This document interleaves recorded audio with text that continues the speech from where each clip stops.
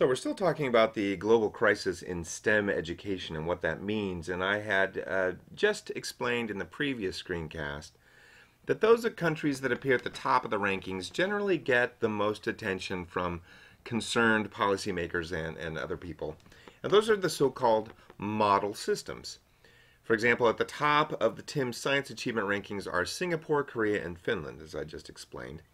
And when people look at these systems, they become famous, quite frankly, for particular characteristics of their educational systems that Americans and others, like the Saudis, like those who are in any country that seems to be not performing at the level that they'd hoped. So these countries have become famous for a couple of things. And let me just explain what some of those are. The Singaporean and the Finnish teachers have gotten a lot of attention because of the rigorous and standards-driven way that they're trained and certified. And the emphasis really is on being experts in their content area and in pedagogy. And there are numerous studies and programs that have been developed using examples from these countries to strengthen, or at least purportedly strengthen, American teachers as well. Singapore and Korea are also highlighted for the culture of respect that education and teachers command in these communities, with the status of teachers being relatively higher in Singapore and Korea than in the US. Third, each of these model systems have had their curriculum scrutinized, and it's been shown, quite convincingly actually, that there is more focus and less repetition in STEM classrooms in Singapore, Korea, and Finland than there is in the United States.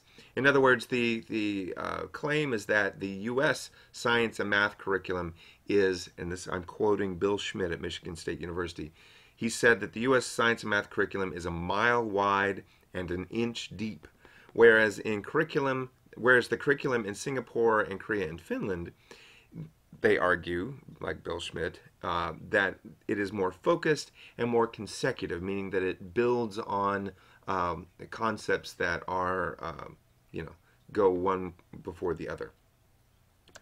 And then finally, the Finnish culture of education has been identified as largely equity-based. The point is that after the Finnish started doing so well on internationally comparative tests like TIMSS and especially on PISA, the reforms that the Finns promoted before that have been carefully examined, and they've been shown to promote equitable educational access and opportunity rather than a tracking and ability stream system of internal competition. Oops, went too far. So, if I was simply going to tell you what Singapore, Korea, and Finland do right in STEM education, I would tell you that all of America's problems, all of the Saudis' problems, all of South Africa's problems, all of you name it, could be solved if they prepared STEM teachers, right, who are better experts in their content area and pedagogical techniques through highly selective, standards-driven, apprenticeship-oriented national teacher prep programs. I would tell you that raising the status of STEM teachers through standards-based preparation plus shifting salary and other professional status indicators up would be a way to improve the education, especially in STEM areas. I would tell you that focusing on and aligning curriculum to classroom practice, and this is important for our curriculum class, is the key because STEM performance seems highest when students focus on just a few science or math topics very deeply, rather than many topics superficially or repetitively. And finally, I might argue that solving equity issues by leveling the educational playing field will improve STEM education because it values both the context and the individual. And yes, all of these approaches have been shown using TIMSS and other international STEM education evidence to work in Singapore, Korea, and Finland. But they aren't all good fits for the U.S. all of the time. And let me just briefly explain why. Yes, Singapore, Korea, and Finland do all of those things, and they do them better than the U.S. and some other countries that are in this area do. But what's interesting is that there are some countries that are in this middle group that train teachers rigorously through highly selective systems to be experts in their content area, They respect teachers at a level far higher than those in other countries here.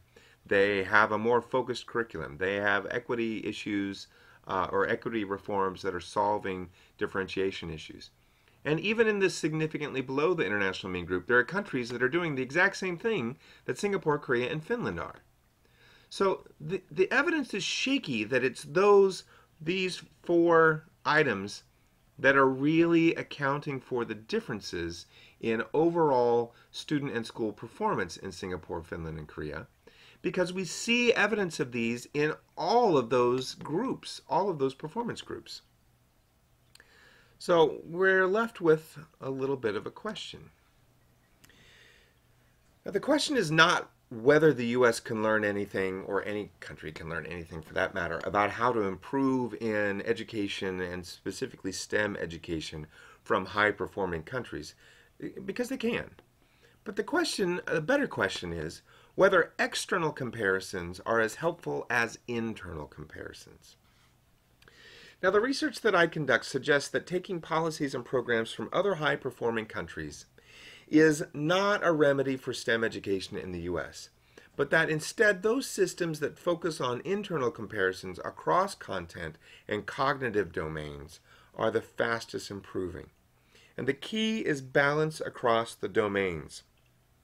Those national education systems where there is the least variation across content and cognitive domains tend to have the highest performing, or at least the most rapidly improving systems.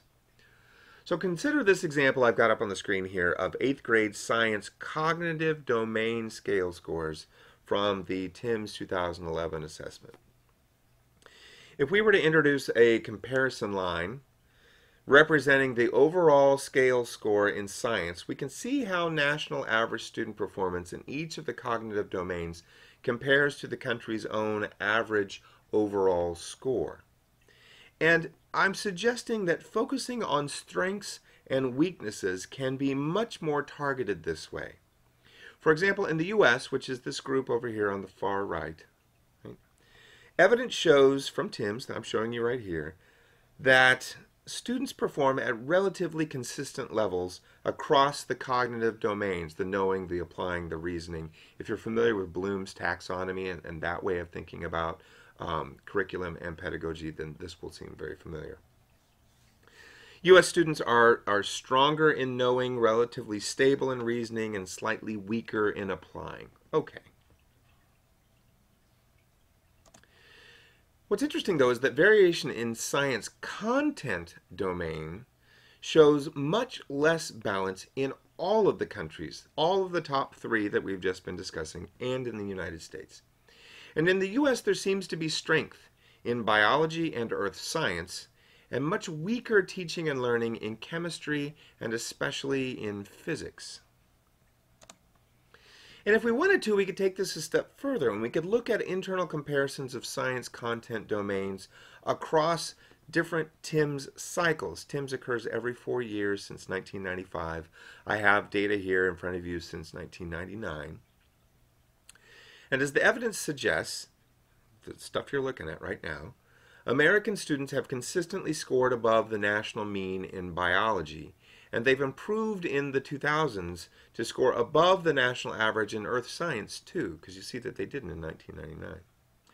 But performance in chemistry and physics has consistently lagged behind the national average, although certainly it's steadily improving. Now, there are many explanations for this that have to do with what topics teachers are trained in, what the curriculum focuses on at the 8th grade level in most American communities, many factors. But if we look at the variation indicators, we can see that variance overall is lower in 2011 than it was in previous cycles. I could give you the variance coefficient if you wanted, and you could see that it was lower. I think you can eyeball it and see that although there's still variation, there's not as much as there was. Now that's a pretty strong indicator of improved performance relative to the national mean, and it's accompanied by a slight upward trend in the overall science scale scores. So that black line climbs up ever so slightly from 1999 to 2011. And if we're policymakers and we look at data like this and try to make policy and practice recommendations, we could say that the evidence shows that either curriculum or teaching or both in chemistry and physics are weaker for eighth graders in the United States than biology and earth science. And potential reforms might suggest that improved STEM teacher preparation and expertise in the areas of chemistry and physics could improve student learning and performance in those areas. It could. We might also suggest that a more focused curriculum emphasizing chemistry and physics could improve student learning and performance. And finally, we could suggest that efforts to equalize opportunities for advanced chemistry and physics teaching and learning would also improve demonstrated student performance. Do you see what I've done? I've just taken those 4 things that people identified from Singapore, Korea, and Finland, and I tried to apply them in a very sort of straightforward, upfront way to this internal variation that we see in the U.S. students' content domain scale scores. Right? So we can take evidence about what the highest performing educational systems do, even though we know that other systems in the mix do that as well. And we can match that information to unique data about the needs and the context and the characteristics of education in the U.S. or in South Africa or in Saudi Arabia or whatever system we're trying to make some sort of policy and practice recommendations about. And we can put that together and make real policy and practice recommendations. But we're still short of making specific policy and practice recommendations at the local level because the specific context and culture of education at the school and classroom level is truly necessary to understand and align to these general recommendations.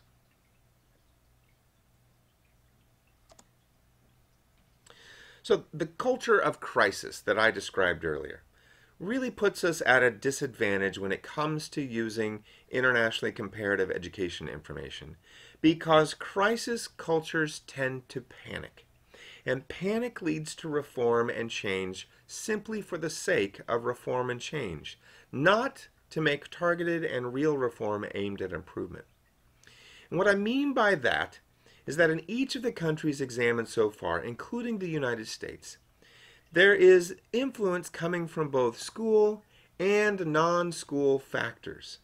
And those factors have a lot to do with curriculum and resources, teachers and teaching methods. But we spend far less time thinking about how the factors that contextualize education or schooling in these countries works to influence the curriculum, the teaching, and the learning.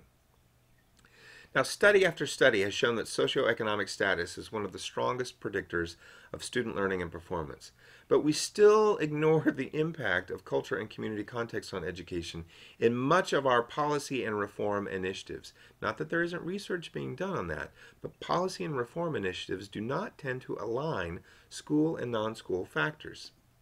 For example, in Singapore and Korean schools, there's an emphasis on rote learning and solving static problems. Why? Because these are high-stakes testing systems where advancement through the educational system really does depend on test performance. In addition, there are social norms and cultural mores regarding education that elevate the status and importance of formal education in the families and communities that contextualize education there. Now, this is not an environmental condition that you can replicate in the U.S. or in Saudi Arabia or in South Africa or in other countries that are trying to mimic what these high-performing countries are doing. You just can't replicate that context. And I'm not saying that's a good thing or a bad thing, but it's simply a fact. Likewise, the social welfare context of the Finnish system supports equity reform in schools at the national level to a degree that is simply not possible in highly decentralized and individually oriented educational systems and cultures like the U.S. And we could think of other rationales why it won't work the same way in other systems either. So at the end of the day, the educational success of Singapore, Korea, and Finland should not be devalued, but the specificity of their educational culture and context should be recognized. Now, in the next screencast, I'm going to come back and I'm going to talk about some of the general ways that we can align school and non-school factors that are unique to the United States to help us think about how this context can be aligned with what's happening in the curriculum.